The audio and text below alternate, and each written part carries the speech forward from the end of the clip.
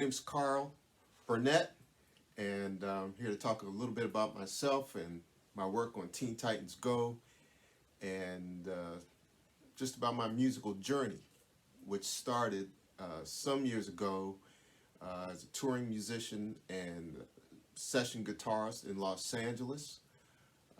My first major break coming, starting out playing guitar for Bill Withers, and I'm sure that's a name that many of you probably recognize.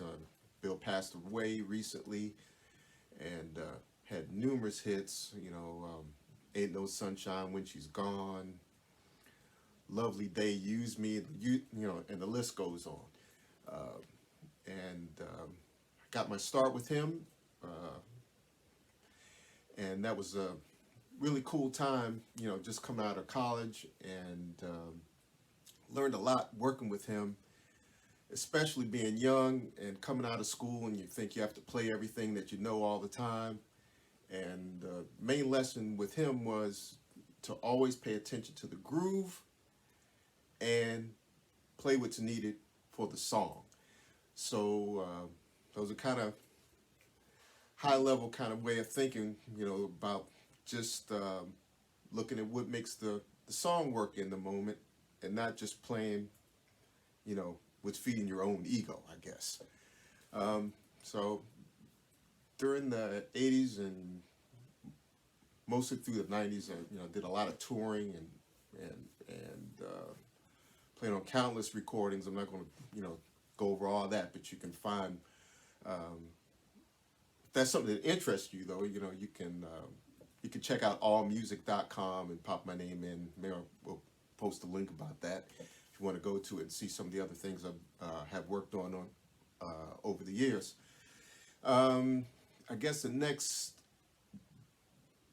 biggest musical influence for me in terms of playing and performing was working with Branford Marsalis's band, Buckshot LaFunk, and did 2 world tours with them.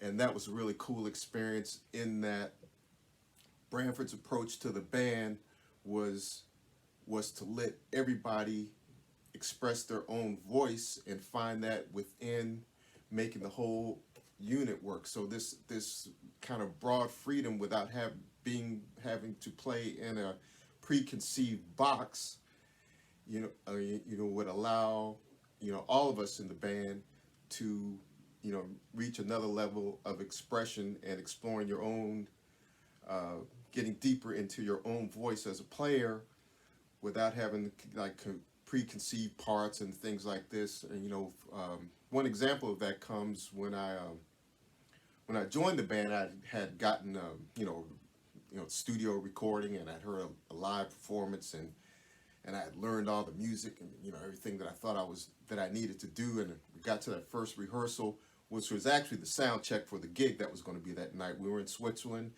and we started playing, did the thing, and we finished the first song. And Branford comes over to me and goes, "Hey man, what is it that you're playing?" And I'm thinking, "Oh man, I think I'm playing everything that I need to play." And he goes, "Hey, I've heard all that stuff before. That's everything that's on the record. So the only thing you need to do is just be you." And I'm like, "Oh wow, okay." So that's kind of how that went. And I produced 1 track on the second album. That was really cool. And yeah, and a lot of that, I was, in addition to touring, I was always, also, producing some music as well. You can find some of that with, mostly in the jazz scene with Boney James. Did a number of recordings with him, a number of which, went gold. That was really super, and a few that were, Grammy nominated. Also did 1 recording with Larry Carlton, which I co-wrote the title track for, Deep Into It. That was nominated for a Grammy.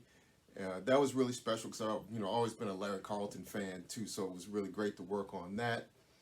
And along with doing my production work, later on, I had a friend that was doing post work for the TV show Cops, and with that connection and him knowing that I was producing a lot of music at that time, he said, "Well, I'm doing a lot of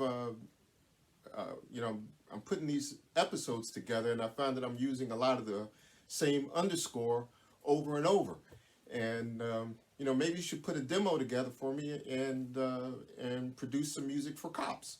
I'm like, okay, I haven't really worked in television before, but I'll give it a shot, and I put a little demo together, and and that basically ran into a dead end because they didn't want to bring in any new composers at the time.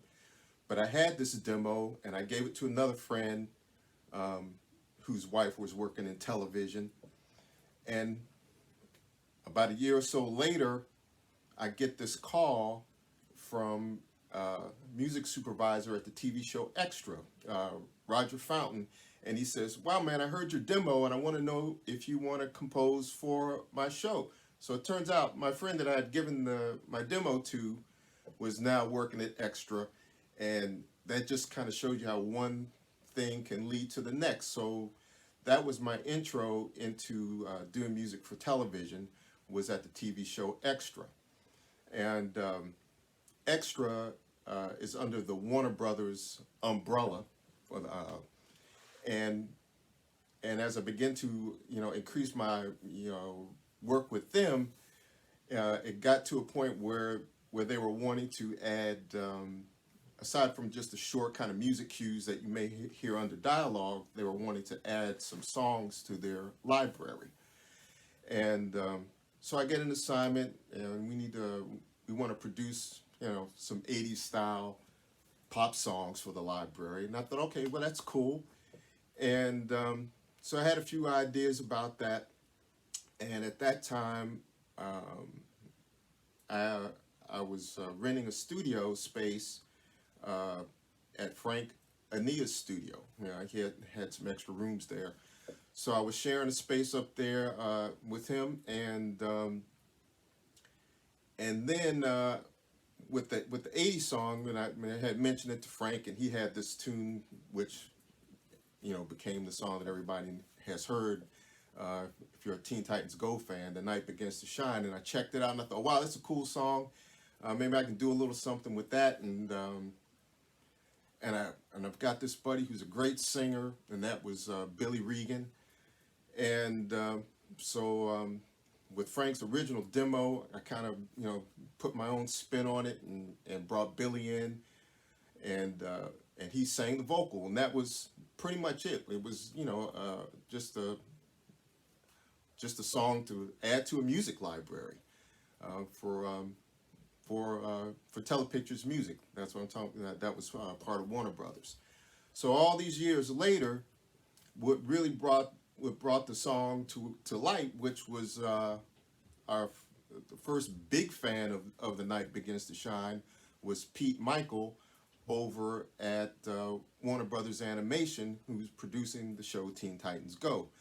So he was just going through tracks, looking to find a tune to put into the episode Slumber Party, and that's when it first was introduced. So all the creative aspect there for the development of what became BER, all that came from Warner Brothers Animation. So it wasn't an intended we're creating BER, and it wasn't anything like that. It was just a production gig that I had, and with Frank's original demo on "The Night Begins to Shine," and me bringing in Billy, and that was pretty much it. And Billy and Frank hadn't worked together before. We're in New York, and Billy lives in Virginia, and I think I had sent him recording down there, and he cut the stuff and sent it back to me, and it was pretty much forgotten about up until it blew up to what it is today. And the thing that's the most incredible for me in being involved with an animated series, like Teen Titans Go, is that, as a kid, I was always a big, comics fan, and, into watching, Batman and the Green Hornet. Well, I'm kind of dating myself because, yeah, that was, back in the 60s. And, and, when the first episode came out with BR, and then one of my cousins called me and was like, "Man, isn't it incredible that you're in a cartoon? Considering that you used to draw all those comic books." So yeah, I even had created some of my own characters and storylines, and back in when I was like in high school and stuff, I was doing a lot of artwork, and I created some comic characters and drew my own comics, and so it is really special to be involved in that way at this point. So you can see that I'm really talking about what I mean. See, check that out. So this is the Death of Superman. So I've got that whole series back from the '90s. I didn't bring out the whole collection, but at the same time, I think that's when Batman and Dark the Dark Knight was out with Bane and all that. That was really cool. And then this is a really excellent. I found this one really quick in back in the boxes there, and this is the whole 12 issue set of the Watchmen. That's really awesome, all the way through issue 12 there. That's really cool. So anyway, I hope you enjoyed a little bit of background on myself. You can pretty much find out, everything's online nowadays. You can find me on my website, carlburnett.com. On Instagram, I'm FunkEMofo. That's FUNK, the letter E, and Mofo. So that's me on Instagram. Feel free to reach out anytime. Had a great time sharing this stuff with you. And stay tuned on Teen Titans Go. We got something else coming out this summer. All right, peace.